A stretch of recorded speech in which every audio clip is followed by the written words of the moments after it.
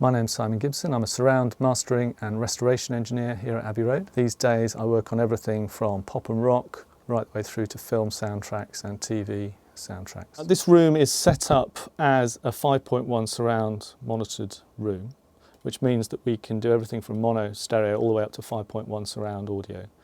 5.1 originated in the cinema, and in a music scenario you still have the same speaker setup. So you've got your main left-right stereo front speakers, but you also have a centre front speaker, and then there are two surround speakers, left and right surrounds.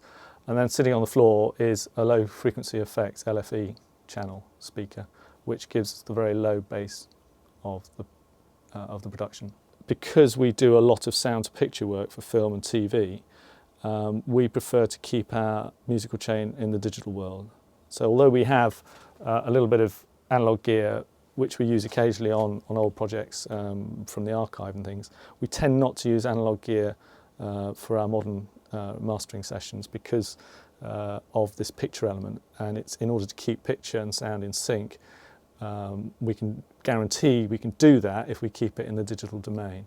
So I tend to use digital plugins and some digital outboard gear to master my projects, and that's in terms of EQ and dynamics, so limiting and compression and things like that. I've got a project here which is Carly Powley's album from 2018. It was a live album, and this is just one of the tracks with voice and orchestra. What you see in the top screen here in the yellow is the source, the mix, and the master track at the bottom. I'm just going to be playing my source and then play with some EQ and some level, and just to try and get to the sound I want for the finished master. So the first thing I'd really listen to is listen to the original source on here, just unadorned as it is in the mix. And I'm listening for the overall soundscape in the stereo image, whether I've got room to just try and open it out a bit stereo-wise. And then I'm going to look for specific frequencies that might be a little bit harsh. I think, okay, I can soften that. Does the bass sound good? Does it sound natural? Do I need to boost that a little bit or whatever? And what's the very high end doing? Because if you can add a little bit at the very, very high end, that sometimes helps to just open out a recording, particularly when it's got some vocal in it. So with my EQ here, I've got some frequencies set up here where just boosting a little bit in the bass, the low mids, taking out a little bit in the high mids, it's around 4K, and a little boost at the top.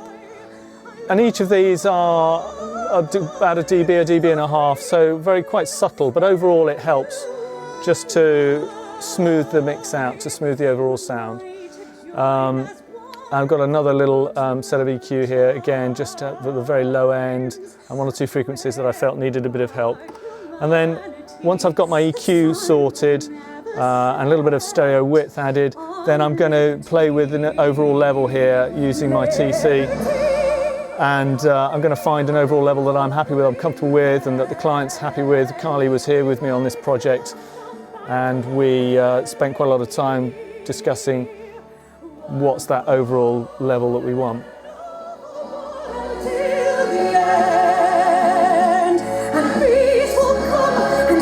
So that's the source.